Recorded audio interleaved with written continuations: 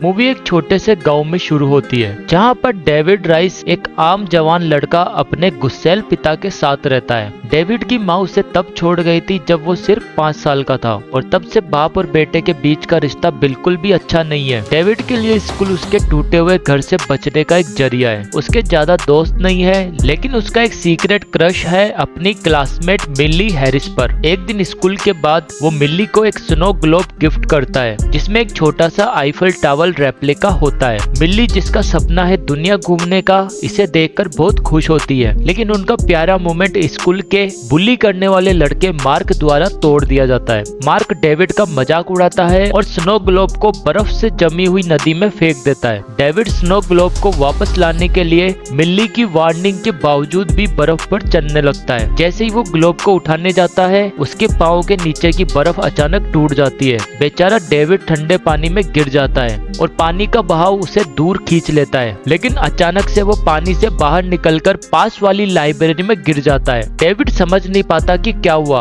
उसे ठंड लगती है और कंफ्यूज होते हुए वो घर लौट जाता है। वहाँ उसका पिता तुरंत उस पर चिल्लाने लगता है, लेकिन डेविड आर्ग्यूमेंट का मूड नहीं रखता और सीधा अपने कमरे में चला जाता है। वो डर के मारे एक कोने में छुप जाता है और उसका गुस्सैल पिता दरवाजे को धक्का मारकर तोड़ने की कोशिश करता है। जैसे ही उसका पिता अंदर घुसने वाला होता है, डेविड फिर से गायब हो जाता है और वापस लाइब्रेरी में दिखाई देता है। अब डेविड को समझ आने लगता है कि उसके पास एक टेलीपोर्टेशन की अलग सी सुपर पावर है। वो अपनी थ्योरी को टेस्ट करने का फैसला करता है और पूरी शिद्दत से कंसंट्रेट करता है। वो गायब होता है और कुछ ही मिनट में वापस अपने कमरे में आकर हैरान हो जाता है। ये समझकर कि ये उसके पिता से बचने का सबसे अच्छा मौका है, डेविड अपनी सेविंग्स उठाता है और एक नई जिंदगी शुरू करने के लिए भाग जाता है। सबसे पहले वो मिली के घर जाता है और स्नो ग्लोब छोड़ देता है ताकि वो जान सके कि डेविड अभी भी जिंदा है। इसके बाद डेविड शहर जाता है, एक सस्ता सा कमरा किराए पर लेता है और अपनी पावर्स को टेस्ट करना शुरू करता है। शुरू में वो पार्क के पेड़ों में टकराता है, लेकिन धीरे धीरे कॉन्सेंट्रेट करके अपने पावर को काबू कर लेता है। उसका पहला सफर एम्पायर स्टेट बिल्डिंग का होता है, जहाँ उसकी माँ के साथ कुछ खट्टी मीठी यादें जुड़ी है। कुछ हफ्ते बीत जाते हैं और डेविड अपनी पावर्स का पूरा फायदा उठाने के लिए तैयार हो जाता है। उस वक्त तक डेविड को पता होता है कि वो सिर्फ उन जगह पर टेलीपोर्ट कर सकता है जो वो देख सकता है। इसलिए वो एक बैंक जाता है और बाथरूम का बहाना करते हुए वहाँ के लॉकर की नजर का एक अंदाजा लगाता है। रात में वो लॉकर के अंदर टेलीपोर्ट करता है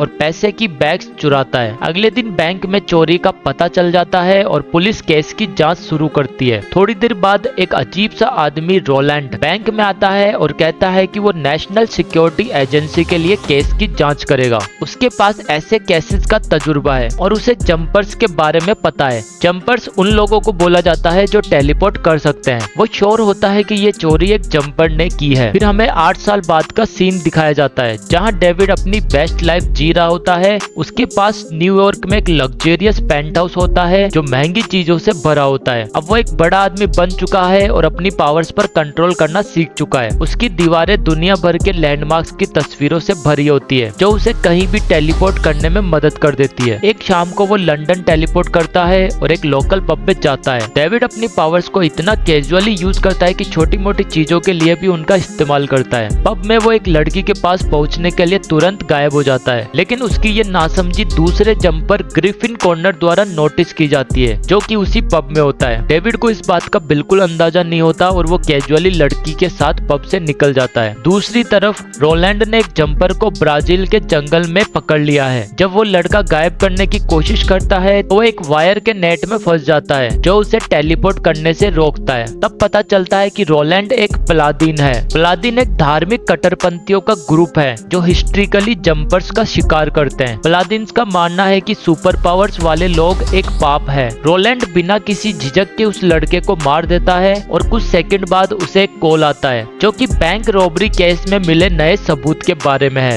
इससे पता चलता है कि 8 साल बाद भी ये केस अभी तक चल रहा है। सीन वापस न्यूयॉर्क में शिफ्ट होता है जहाँ डेविड अपने अपार्टमेंट में वापस आता है। वो हैरान होता है जब वो रोलैंड को वहाँ देखता है, लेकिन उसे पता नहीं होता कि रोलैंड कौन है। डेविड उसे निकालने की कोशिश करता है, लेकिन रोलैंड उस पर एक स्पेशल डंडे से वार करता है जो उसे 1000 वोल्ट की बिजली से शॉक देता है। इस वजह से डेविड सिर्फ अपने अपार्टमेंट के अंदर थोड़ी सी ही जगह पर टेलीपोर्ट कर पाता है। एक बड़ी फाइट शुरू होती है और काफी स्ट्रगल के बाद डेविड अपने दीवार के पीछे छुपे हुए एक सीक्रेट रूम में टेलीपोर्ट कर लेता है। वो वहाँ से पैसों का एक बैग उठाता है और वहाँ से गायब हो जाता है। लेकिन एक्सपीरियंस पलादीन रोलैंड हार मानने को तैयार नहीं होता, इसलिए वो अपने आदमियों को डेविड के यूजुअल जंप लोकेशन पर भेज देता है। रोलैंड को एक पुरानी तस्वीर मिलती है मिली की, जो उसे एक चालाक प्लान बनाने का आइडिया देती है। इसी बीच डेविड अपने पुराने घर में दिखाई देता है। अपने पिता के साथ एक अजीब मुलाकात के बाद वो मिली के घर जाता है, जहाँ उसकी माँ बताती है कि मिली लोकल बार में काम करती है। डेविड उस बार में जाता है, लेकिन जैसे ही वो अपने बचपन के क्रश को देखता है उसे डर लगता है और वो बिना देखे चले जाने की कोशिश करता है, लेकिन मार्क से टकरा जाता है जो अब बड़ा हो चुका है। मार्क उसे तुरंत पहचान लेता है और सवालों की बौछार कर देता है। मिली ये सब सुनती है और कुछ ही सेकंड में उन दोनों के पास आ जाती है। मिली बताती है कि उसने डेविड को देख लिया था जब वो आया था और वो इस इंतजार में थी कि कब डेविड उससे बात करेगा। ये बात सुनकर मार्क को जलन होती है और वो मिली की तरफ जाने की कोशिश करता है, लेकिन डेविड उसे पहले ही मुक्का मार देता है। इसके बाद एक बड़ी लड़ाई शुरू होती है जो तब खत्म होती है जब दोनों बिना किसी को दिखाई दिए एक बैंक के लॉकर में टेलीपोर्ट हो जाते हैं, जिसे डेविड ने बहुत साल पहले चोरी किया था। डेविड मार्क को धमकाता है और लॉकर में छोड़कर चला जाता है। उसके बाद डेविड वापस बार में जाता है और मिली से आखिरकार बात करता है। मिली बताती है कि उसने अपने दुनिया घूमने के सपने को छोड़ दिया है क्योंकि उसके पास पैसों की कमी थी। डेविड झूठ बोलता है कि वो एक बैंकर है और ये हिंट देता है कि वो बहुत पैसा कमाता है। फिर वो मिली को रोम चलने का इनवाइट करता है, जिसे वो खुशी से एक्सेप्ट कर लेती है। उन्हें पता नहीं होता कि दूसरा जंपर ग्रिफिन उनके पीछे है और उनका प्लान सुन लेता है। इस बीच मार्क को पुलिस बैंक चोरी के शक में गिरफ्तार कर लेती है। जल्द ही रोलैंड पुलिस स्टेशन में एक CIA एजेंट बनकर पहुंचता है। वो मार्क से पूछता है और बोलता है कि वो उसकी क्रेजी स्टोरी पर यकीन करेगा। मार्क डेविड और मिली के बारे में सब कुछ बता देता है। ये सुनकर रोलैंड समझ जाता है कि ये वही लड़की है जिसका फोटो उसने डेविड के रूम में देखा था। वो अपने लोगों को मिली की जानकारी निकालने को कहता है। पता लगता है कि मिली अभी रोम के लिए निकली है और रोलैंड अपने आदमियों को उसके पीछे भेज देता है। 10 घंटे बाद डेविड और मिली रोम पहुंचते हैं और एक लग्जरियस होटल में चेक इन करते हैं। फिर वो दोनों शहर की खूबसूरती का मजा लेते हैं। अगले सीन में वो कोलिजियम घूम रहे होते हैं और डेविड नीचे के लेवल तक जाने की कोशिश करता है। तभी वो अचानक से ग्रिफिन से टकरा जाता है। डेविड शॉक होता है और वहाँ से निकलने की कोशिश करता है, लेकिन ग्रिफिन फौरन उसके सामने टेलीपोर्ट हो जाता है। ग्रिफिन बताता है कि इस दुनिया भर में डेविड जैसे और भी जंपर्स हैं। इसके बाद ग्रिफिन डेविड को डांटता है कि वो अपनी पावर्स का केयरलेस तरीके से इस्तेमाल कर रहा है, जिसकी वजह से गलत लोगों का ध्यान उस पर आ गया है। इस बीच कुछ पलादिन्स कोलेजियम में आ जाते हैं और दोनों का पीछा करते हैं। डेविड को तुरंत एक डंडे से शॉक दिया जाता है और वो होश खो देता है, लेकिन ग्रिफिन दुश्मनों के ट्रैप से बचने में एक्सपर्ट होता है। वो सेकंड्स में टेलीपोर्ट करके सबको नॉकआउट कर देता है। जब खतरा टल जाता है तब वो डेविड को वापस होश में लाने के लिए उसकी मदद करता है। ग्रिफिन पलादिन्स के ऑर्गेनाइजेशन के बारे में बताता है जो जंपर्स का शिकार करता है और फिर वापस गायब हो जाता है। तब ये कॉलेजियम का एम्प्लॉय आता है और बेहोश बॉडीज को देखकर चीख कर मदद मांगता है। इस वजह से डेविड जल्दी से ग्रिफिन के टेलीपोर्टेशन के निशान में जंप कर जाता है। वो जल्दी से इजिप्ट के रेगिस्तान में एक सीक्रेट हाइडआउट में दिखाई देता है। ये देखकर ग्रिफिन गुस्से से आग बबूला हो जाता है और डेविड को याद दिलाता है कि उसने मिली को अकेला ही छोड़ दिया था। डेविड अपनी गलती मान लेता है और वापस कॉलेजियम लौट जाता है, लेकिन बदकिस्मती से पुलिस वहाँ पहले से होती है और दोनों को गिरफ्तार कर लेती है। 8 घंटे बाद भी इटालियन अथॉरिटीज डेविड से पूछताछ करने की कोशिश कर रही होती है। वो डेविड को फॉर्मली अरेस्ट नहीं कर सकते जब तक कि US एम्बेसी का मैजिस्ट्रेट नहीं आ जाता। डेविड मैजिस्ट्रेट को देखकर सरप्राइज हो जाता है क्योंकि वो उसकी माँ होती है, जिसका नाम मैरी होता है। डेविड समझने की कोशिश ही कर रहा होता है कि क्या हो रहा है, तभी मैरी उसकी हथकड़ी खोल देती है और उसे भागने को कहती है और वो चेतावनी देती है कि कुछ पलादिन रास्ते में है। बिल्कुल कंफ्यूज हो चुका डेविड उसके पीछे जाने की कोशिश करता है, लेकिन एक कॉप उसके रास्ते में आ जाता है तो वो तुरंत वेटिंग रूम में टेलीपोर्ट करता है और मिली को बताता है कि उसे एक इन्वेस्टिगेशन करके छोड़ दिया गया है। मिली को यकीन नहीं होता कि सब इतना आसान हो सकता है, लेकिन डेविड उसे भरोसा करने को कहता है और उसे एयरपोर्ट ले जाता है। वहाँ मिली एक्सप्लेनेशन मांगती है कि अगर सब ठीक हो गया है तो वो भाग क्यों रहे हैं, लेकिन डेविड कोई जवाब नहीं देता और बस कहता है कि वो दोनों एक साथ नहीं रह सकते। मिली को लगता है कि वो उसे धोखा दे रहा है, इसलिए वो प्लान पकड़कर अपने शहर वापस लौट जाती है। कुछ देर बाद डेविड ग्रिफिन के हाइडआउट में पहुंचता है और उसे पता चलता है कि ग्रिफिन प्लादिन्स का शिकार करता है उन्हें मारने के लिए। ग्रिफिन बताता है कि वो प्लादिन्स को इसलिए मारता है क्योंकि ये बुरे लोग उन जैसे जंपर्स के पीछे पड़े हुए हैं। ये लोग इतने बुरे होते हैं कि अगर ये लोग जंपर्स तक नहीं पहुंच पाते तो उनकी फैमिली को भी नुकसान पहुंचाते हैं। ये सुनकर डेविड को अपने पिता की चिंता होने लगती है जो घर पर अकेले होते हैं, लेकिन उसे पता होता है कि मिली अभी सेफ है क्योंकि वो एक लंबी फ्लाइट पर है।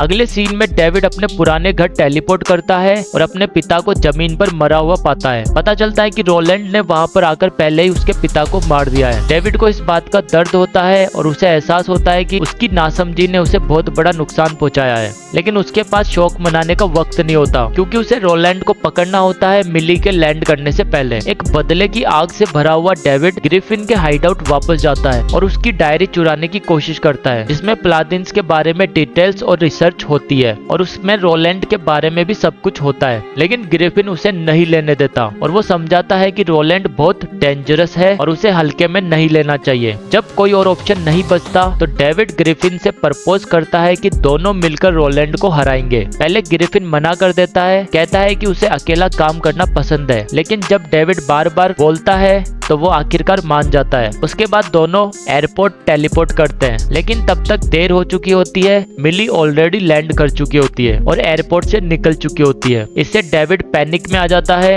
और तुरंत उस बार में टेलीपोर्ट करता है जहां मिली काम करती थी। वो मिली के बारे में पूछता है और एक वेट्रेस बताती है कि एक अजीब सा आदमी भी उसके बारे में पता करने आया था। डेविड समझ जाता है कि ये रोलैंड ही होगा और तुरंत मिली के अपार्टमेंट में टेलीपोर्ट करता है। खुशकिस्मती से वो उसे वहाँ सेफ पाता है और समझाने की कोशिश करता है कि वो उसके अपार्टमेंट में अचानक से कैसे आया, लेकिन मिली अब भी रोम वाली घटना से नाराज होती है और डेविड को देखना भी नहीं चाहती। इसी बीच रोलैंड और उसके आदमी वहां आ जाते हैं तो डेविड जल्दी से मिली को उठाकर ग्रिफिन के हाइडआउट ले जाता है। इस बात से ग्रिफिन गुस्से में आ जाता है क्योंकि उसे पता होता है कि प्लादिन्स के पास एक मशीन है जो जंप के निशान का इस्तेमाल करके वार्म होल्स खोल सकती है। बदकिस्मती से रोलैंड और उसके आदमी मशीन के साथ आते हैं और वही करते हैं जिसका ग्रिफिन को डर होता है। जब तक वार्म होल खुलता है डेविड और ग्रिफिन एक सीक्रेट केव में छुप जाते हैं। वहाँ डेविड को पता चलता है कि ग्रिफिन के रिसर्च में उसकी माँ का नाम भी शामिल है क्योंकि डेविड की माँ मेरी भी एक प्लादिन होती है। जैसे ही डेविड इस बात का सामना करने के लिए ग्रिफिन की तरफ मुड़ता है, रोलैंड वहाँ आ जाता है और तुरंत डेविड को अपने इलेक्ट्रिक वायर से पकड़ लेता है। रोलैंड डेविड को मारने की कोशिश करता है, लेकिन ग्रिफिन आग से वायर काट देता है और रोलैंड पर जंप करके उसे वार्म होल में धकेल देता है। दोनों मिली के अपार्टमेंट में लड़ाई करते रहते हैं। इस बीच कंफ्यूज मिली वायर काट देती है और डेविड को बचा लेती है, लेकिन वो उसे वादा करने को कहती है कि वो उसे घर छोड़ने के बाद कभी डिस्टर्ब नहीं करेगा। वो सब कुछ सरप्राइजिंगली शांति से हैंडल करती है। डेविड ये वादा मान लेता है, लेकिन ये भी कन्फेस करता है कि मिली ही उसका बचपन से पहला और आखिरी प्यार है। जब दोनों रोमांटिक कन्वर्सेशन में होते हैं, ग्रिफिन अचानक प्लादिन्स की मशीन के साथ वापस आ जाता है। रोलैंड जंप के निशान का इस्तेमाल करके एक हुक लॉन्च करता है जो मिली को पकड़ लेता है। वो उसे वापस अपार्टमेंट में खींच लाता है, बिल्कुल वार्म होल के बंद होने से पहले। इस घटना के बाद ग्रिफिन एक रिमोट कंट्रोल बॉम्ब बनाने की तैयारी करता है, जिससे वो अपार्टमेंट में ले जाके सब प्लादिन्स को एक ही बार में मारने का प्लान बनाता है, मिली की जान की परवाह किए बिना। डेविड अपनी लवर को खोने के लिए तैयार नहीं होता और अचानक टेलीपोर्ट करके बॉम्ब को कोलिजियम में ले जाता है। ग्रिफिन तुरंत उसके पीछे जाता है और दोनों उस बॉम्ब को लेकर लड़ाई करते हैं। वो पूरी दुनिया में टेलीपोर्ट करते हैं और आखिरकार एक चाइना में हो रहे वार में पहुंच जाते हैं। ग्रिफिन बॉम्ब को वापस हाथ में ले लेता है, लेकिन उसी मोमेंट पर डेविड उस पर जंप करता है और उसे एक हाई वोल्टेज के खंबे में फेंक देता है, जिससे ग्रिफिन ट्रैप हो जाता है। अपनी जीत के बाद डेविड वापस मिली के अपार्टमेंट में जाता है और उसे दीवार से बंधा हुआ पाता है। वो उसे बचाने के लिए पागल की तरह आगे बढ़ता है, लेकिन रोलैंड उस पर एक इलेक्ट्रिक डंडे से अटैक करता है। रोलैंड डेविड को मिली के ऊपर अलग अलग इलेक्ट्रिक वायर से बांध देता है और डेविड के हाथों और पैरों को अलग अलग बांधा जाता है। रोलैंड सोचता है कि वायर के करंट से डेविड कभी नहीं बच पाएगा। इस क्रूशियल मोमेंट पर मिली अपनी गलतफहमी के लिए माफी मांगती है और अपना प्यार डेविड के लिए कॉन्फेस करती है। इससे डेविड को इतनी हिम्मत मिलती है कि उसकी पावर्स नेक्स्ट लेवल पर चली जाती है और अचानक पूरा कमरा बिल्डिंग से गायब हो जाता है और वो दोनों नदी के बीच में टेलीपोर्ट हो जाते हैं। डेविड को पानी में चक्कर आता है तो मिली मिली उसे बचाने के लिए तैरती है और उसे हक करती है।